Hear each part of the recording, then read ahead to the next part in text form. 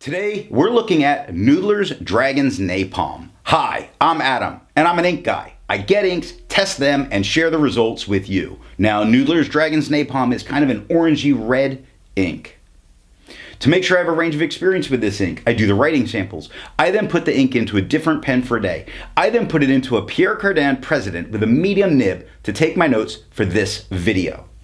Before we get to the writing samples, let's look at the sciencey bits. And up first is the chromatography, and I agree with Vita that I've learned a lot by doing multiple chromatographies. The one on the left is done the way it's supposed to be done. I put a line of ink down, immediately put it into water for 10 to 15 seconds. Interestingly, this particular ink didn't just push up, but pushed down that page. I don't know what happened. It fought against the water moving down on that chromatography. There is a darker line where it was put down. The pink pushes up. It becomes kind of a red with this highlighter yellow across the top. The one on the right I let dry for 10 minutes before I dunk it into water. And the pink line across the bottom is got a little bit of hold on to it, sort of. The pink pushes up, we get the red, we get the yellow. The biggest thing I notice on when I let it dry is it didn't push as far, but a lot more of the darker colors pushed farther. Resistance tests are done to see how this ink can be expected to perform on the page, and more importantly, how hard this ink might be to clean from your pens. I let the smear dry for 3 days before testing it. Looking at the highlighter, I wouldn't use this as a note taker because too much of it blurs out and might become difficult to read. Here's one word that I write over and over and over again. I'm not going to misread that word, but if I'm doing some research and I have to then go highlight after, that might be a problem if I'm refamiliarizing myself with older research I've done. Looking at the water, we see that when I put a drop of water down in just 30 seconds, most of that ink comes up off the page, leaves only a little bit of a pink behind. Pen flush does very much the same thing that water did. It removes most all of it off the page. Some area gets a little bit lighter, which is strange when we look at what happens next. But pen flush does get a little bit more of this off the page. I'm hoping only water's needed to remove this from your pen. The strange thing that happens is on bleach. Bleach didn't completely remove it from the page. In fact, bleach looks like it has more ink on the page than the flush or the water. More of that pink looks like it's there.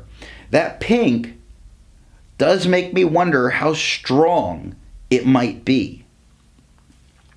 For the inks I've tested, I've found an average viscosity of 2.5, with the realm of normal being from 2.1 to 2.9. Noodler's Dragon's Napalm has a viscosity of 3.87.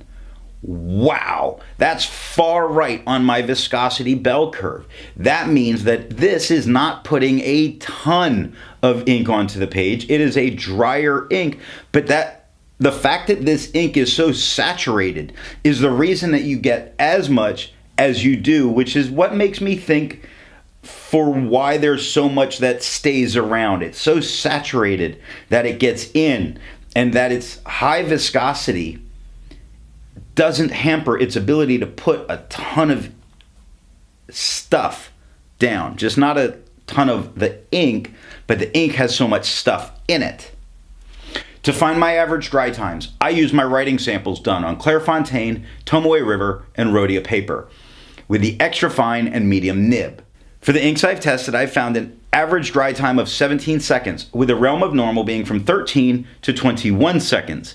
Now, Noodler's Dragon's Napalm has an average dry time of 15 seconds, and considering how incredibly high the viscosity was, that's pretty cool that it comes right back into normal. You can sort of expect it because when it's got such a high viscosity like that, so far away from water, it's not putting as much ink down on the page, so you can see how it can get a normal dry time. Now, let's look at the writing samples. So I picked this ink up in sample form, and to keep my writing sample consistent, I use a Jinhao 159 with a Goulet 1.1 stub, a Jinhao X450 with a Goulet medium, and a Jinhao X750 with a Goulet extra fine. Let's talk about these sample bottles. Every time I do this, I start to feel like if I go to if I go to their neighborhood, I'm going to wind up beat up in a back alley for picking on them over this stuff. So if I find my way up towards you guys, just don't kick my butt over this. That's all I'm asking. You know, trying to have a peaceful day here. Just a very messy day. If you're going to open these up, open them up in a very, very, very, very, very, very ink-safe place. I have found that I have to put it on a paper towel and carefully open it because there's this inner plastic thing that will put ink on your fingers so that you can smear it all over everything. It's fantastic. One of the greatest things ever. They should put it on every sample vial so that you could create the same mess with every sample you ever open. What I want is walls that look like this. Said no one ever. This is horrible. This is horrible. I know I started out by saying, you know what, I really like the fact that you try something different. And I really do applaud you're trying something different. Stop it. Stop it. Bad. This is not working. Look, the Himalaya. This is not a big nib. That thing's hard to get in there. You know, come on. You're making it really hard for people. What happens if I tried? Even the like alpha would have its issues. Everything's going to have its issues getting ink from here. I don't want to have to decant this into a different sample. And I don't want to have to fill up a syringe to fill up a converter. If I was putting it into a cartridge and I fill a syringe, that's fine. But I have to fill a syringe to fill a converter to not make a mess. And the mess gets made just from opening it. I'm going to encourage you to go to the normal sample vial that everybody else is using, only to avoid making my house messy on an entirely selfish side of things. So let's look at Clairefontaine. Now that I've rambled forever, I'm sorry, and I'm going to try and go kind of quick for people. Clairefontaine, we have no bleeding, no ghosting. The 1.1, no feather, no spread, no halo, no sheen. Look at that crazy shading all over the place. This red shades really well in most pens. I say most pens because when I use it in a very wet or flexy type pen, like this FPR, the Himalaya, but it's got a flex nib. And when I took my notes, I got almost no color variation. I lost all the shading for using a very wet flow. But the 1.1, fantastic. And when I went to the extra fine, it's a noticeably darker tone. It has no feather, no spread, no halo, no sheen, and yes, shading all over the place. Very nice shading. I liken the shading to faded red, sun faded red, to new painted red. So it's really nice. 6 seconds to dry. The medium, noticeably darker tone, no feather, no spread, no halo, no sheen. We lost the shading for it being a wetter run, a wetter pen. 12 seconds to dry. Scrubby shows us we're not going to get any color variation with the medium, and we do get color variation with the extra fine. That's exactly what we got in a writing sample. Now the smear test, I believe you could recover this. So Tomoe River. Tomoe River gives us no bleeding. It does give ghosting. The 1.1 gives no feather, no spread. It does give haloing. Very nice haloing. It doesn't give any sheen, but this ink doesn't have sheen. And it gives shading. It's the only shading that we get on this paper, but we do get some nice shading. So use a stub on Tomoe River with this ink. Extra fine. It's a noticeably darker tone, but it has no feather, spread, halo, sheen, or shade, and took 11 seconds to dry. Again, a noticeably darker tone with the medium is no feather, spread, halo, sheen, or shade, 29 seconds to dry. Now these two writing samples went exactly as you figured based on the Scrubby. Scrubby showed us no color variation. We didn't get any color variation. The smear test said don't write on Tomoe River if you want to make a mistake because you're not going to be able to recover it. You're not going to be able to recover if you smear on that. Rhodia. No bleeding, no ghosting. The 1.1 has no feather, no spread, no halo, no sheen.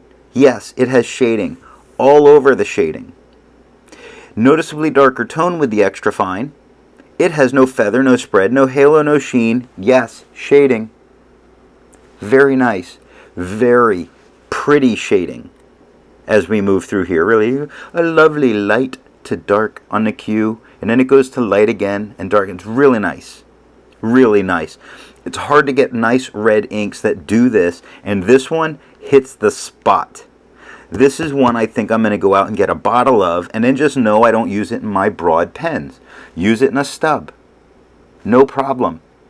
Medium, noticeably darker tone. With that noticeably darker tone and a wetter pen, we have no feather, spread, halo, sheen, or shade. It's lost. 13 seconds to dry. Now the scrubby for the extra fine shows color variation that we got.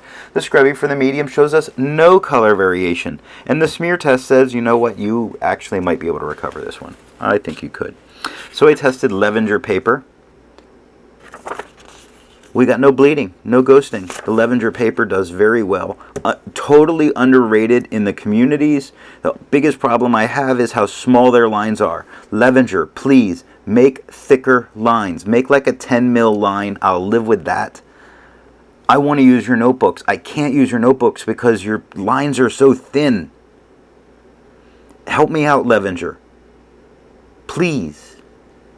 Please. Because I like your paper. The 1.1 has no feather, no spread, no halo, no sheen. Yes, we got shading, ladies and gentlemen, all over the place. This ink does it. It really does it. As a red ink, not too many red inks just do this to me. I know we had the Dragon's Napalm that's kind of an orangey pink. Here's a red that's fantastic. Shading all over the place. The extra fine, noticeably darker tone. No feather, no spread, no halo, no sheen. Yes, we do get subtle shading all over the place. And only 5 seconds to dry. Now we go to the darker, wetter pen, or the wetter pen, we get the noticeably darker tone with medium. No feather, spread, halo, sheen, or shade, 9 seconds to dry. Still a really nice shade of red. The scrubby for the extra fine shows us we're going to get color variation, and we did. And the scrubby for the medium, no color variation, and we don't. The smear test says we can likely recover both, so I looked at black and red paper. I'm trying to move along here because I rambled so much in the beginning, and I try to keep this part to, like 8.5 minutes, so I got about 30 seconds here. No bleeding, no ghosting. The 1.1 gives us no feather, no spread, no halo, no sheen. Still get some shading, not tons of shading, but tons of great shading in there. Extra fine, noticeably darker tone with no feather, no spread, no halo, no sheen, and yes, still getting shading. On the black and red paper that tends to be a little more absorbent, we're getting some nice shading with the extra fine. 5 seconds to dry.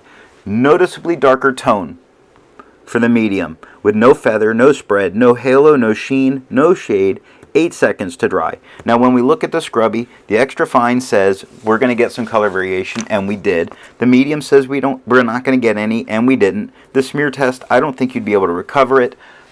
And that's all that I have for the writing sample. Instead of finding inks that look like Noodler's Dragon's Napalm, I would prefer to find an ink that complements its color on the page. I've chosen Birmingham Pen Company's Frank Gorshin Riddler Green because red and green look great together. Before I give my opinion on this ink, I would ask, if you've enjoyed this video, give it a thumbs up. And if it's your first time here, I would invite you to subscribe. So what do I think of Noodler's Dragon's Napalm? I don't think it's the best color.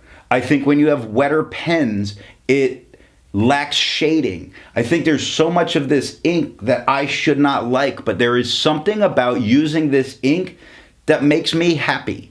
And it might be just even a connection of I like movies with dragons in them, that breathing fire and all that, and that might make me happy while I'm using it, because something every time I'm using it makes me smile when I use this ink.